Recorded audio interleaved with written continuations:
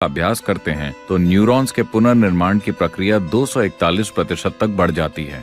आज तक किसी भी तरह की रिसर्च के इतिहास में इस तरह की बढ़ोतरी दर्ज नहीं की गई है। सिर्फ 21 मिनट के एक आसान से अभ्यास से आपके दिमाग के काम करने की क्षमता 241% बढ़ जाती है और न्यूरॉन्स का पुनर्निर्माण होता है।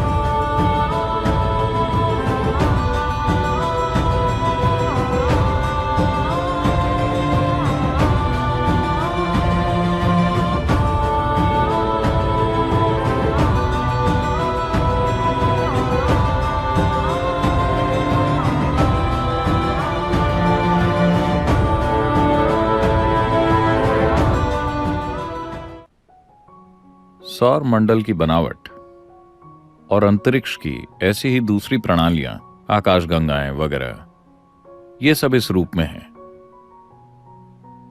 क्योंकि वो ज्यामिति की एक सटीकता तक पहुंच गई है।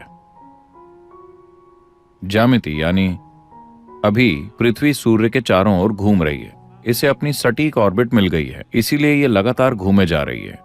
कोई इंजन इसे नहीं चला रहा। देखिए, हवाई जहाज उड़ रहा है लेकिन उसे इंजन की शक्ति के कारण धक्का मिलता है, इसे कोई धक्का नहीं मिल रहा। ये बस ज्यामिति की सटीकता तक पहुंची और ये घूमे जा रही है। जिस दिन इसने अपनी ज्यामिति की सटीकता खो दी, इसने अपनी ऑर्बिट खो दी, ये गई काम से।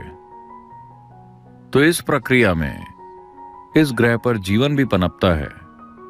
इसी ज्यामिति को विभिन्न स्तरों पर शामिल करके हम यौगिक संस्कृति में कहते हैं कि इंसान शारीरिक रूप से और दिमाग के मामले में भौतिक विकास की चरम सीमा तक पहुंच गया है। यानी कि लाखों सालों के बाद ऐसा नहीं होगा कि आपके सिर से एक सींग निकल आए, जैसे कि पूंछ गायब हो गई, कुछ और गायब हो जाए, ऐसा नहीं हो सकता।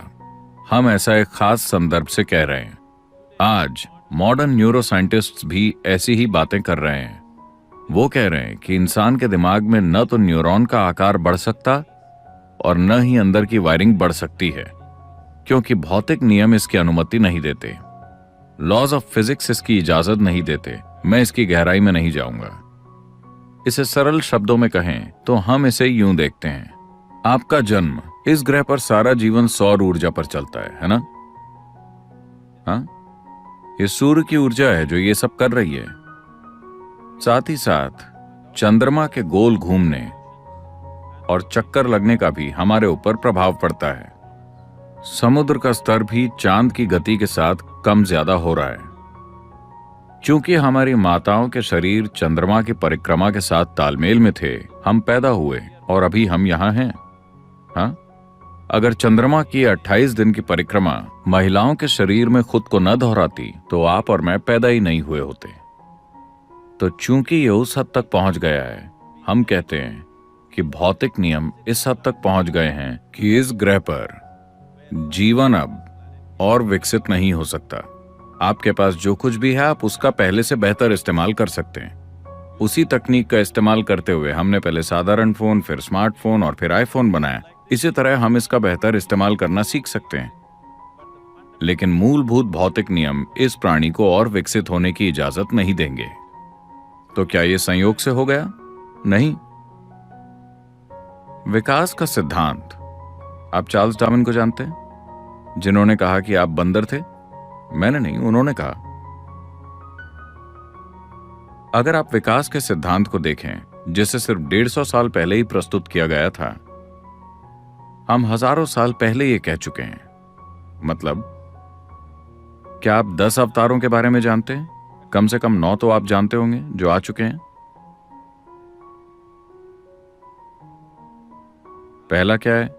मत्स्य अवतार। मत्स्य अवतार का मतलब है मछली या पानी का जीवन। इस ग्रह पर जीवन की शुरुआत पानी के अंदर हुई। अगला अवतार क्या है? कूर्म अवतार, एक कछुए की तरह उभयचर, आधा पानी में और आधा जमीन पर। अगला है वराह अवतार, सुअर या जंगली सुअर। सभी स्तनधारियों में से जंगली सुअर एक ऐसा जानवर है जो अपने शरीर के साथ बहुत मजबूती से जुड़ा होता है।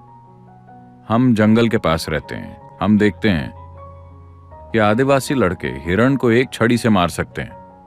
अगर आप उसे एक छड़ी से मारते हैं तो वो मर जाएगा। गली के कुत्ते हिरण का शिकार कर सकते हैं, पर जंगली सुअर को मारने की आप कोशिश करके देखिए, उसे मारना इतना आसान नहीं है। आप उसे गाड़ी से ठोक दीजिए, उसकी रीढ़ की हड्डी टूट गई, फिर भी वो चला जाएगा, वो रुकेगा नहीं, क्योंकि वो शरीर से मजबूती से जुड़ा होता है। उसका जीवन बहुत शारीरिक है। तो जीवन का अगला रूप था वराह अवतार। इसका सीधा सा मतलब यह है कि सृष्टि के रचयिता की पहली अभिव्यक्ति थी मछली, फिर एक कछुआ, फिर एक जंगली सुअर, अगला है नरसिंह, आधा आदमी आधा जानवर, अगला है वामन, एक बौना आदमी, अगला है एक पूर्ण रूप से विकसित लेकिन भावुक होकर धीरज खो देने वाला इंसान परशुराम, अगला है एक शांतिपूर्ण इंसान राम, अगला है एक प्रेम करने वाला इंसान कृष्ण, अगला है एक ध्यान में मग्न इंसान Buddha. The next is supposed to be a mystical being yet to come. माना जाता है कि अगला दिव्यदर्शी होगा जो अभी तक आया नहीं है। ये बिल्कुल डार्विन के विकास के सिद्धांत की तरह ही है ना? ये दोनों एक ही क्रम में हैं, ठीक एक ही क्रम में। डार्विन ने अपना सिद्धांत सिर्फ 150 साल पहले प्रस्तुत किया था। यही बात 12 से 15 हजार साल पहले कही जा चुकी है। खुद आदि योगी ने इसके बारे में बताया था। तो अगर आप जीवन पर गौर करते हैं तो आप साफ साफ देख सकेंगे कि जो निर्जीव है उससे जीवन प्रकट हुआ और फिर उससे जीवन का विकास हुआ। हमने इसे हमेशा इसी तरह से देखा है। हमने हमेशा जाना है कि जीवन विकसित हुआ है। आप जिस भी मंदिर में जाते हैं वहां एक सांप होता है। ऐसे प्रतीक कई जगहों पर हैं, क्योंकि आज भी आपके दिमाग के एक हिस्से में रेंगने वाले जीव का दिमाग है। आप जानते हैं कि आपके दिमाग का केंद्रीय मुख्य भाग अभी भी रेप्टिलियन ब्रेन है और यह आज भी काम करता है। हमारे पास योग में अलग अलग अभ्यास हैं कि कैसे इस रेप्टिलियन ब्रेन से परे जाया जाए और सेरेब्रल कॉर्टेक्स को काम करने दिया जाए। और आज हमारे पास वैज्ञानिक प्रमाण हैं। यूनिवर्सिटी ऑफ कैलिफोर्निया ने शांभवी महामुद्रा पर साइंटिफिक स्टडीज की हैं। ये बुनियादी क्रिया है जिसे हम सिखाते हैं, और वो कहते हैं कि अगर आप 3 महीने तक शांभवी महामुद्रा का अभ्यास करते हैं तो न्यूरॉन्स के पुनर्निर्माण की प्रक्रिया 241% तक बढ़ जाती है। आज तक किसी भी तरह की रिसर्च के इतिहास में इस तरह की बढ़ोतरी दर्ज नहीं की गई है। सिर्फ 21 मिनट के एक आसान से अभ्यास से आपके दिमाग के काम करने की क्षमता 241% बढ़ जाती है और न्यूरॉन्स का पुनर्निर्माण होता है। इसका मतलब है कि जैसे जैसे आपकी उम्र बढ़ेगी आप ज्यादा बुद्धिमान होते जाएंगे। आमतौर पर जवान लोग सोचते हैं कि आप मूर्ख होते जा रहे हैं। हाँ, आपका दिमाग असल में बढ़ रहा है। समझे आप? ये हर दिन बेहतर हो रहा है। अब वैज्ञानिक प्रमाण भी मौजूद हैं। हम हमेशा से ये जानते थे, पर आज एक मीटर को ये कहना पड़ता है। अगर कोई इंसान कहता है तो ये सच नहीं है। अगर कोई इंसान कहता है तो बात भरोसे के लायक नहीं है। किसी मीटर को ये कहना होगा।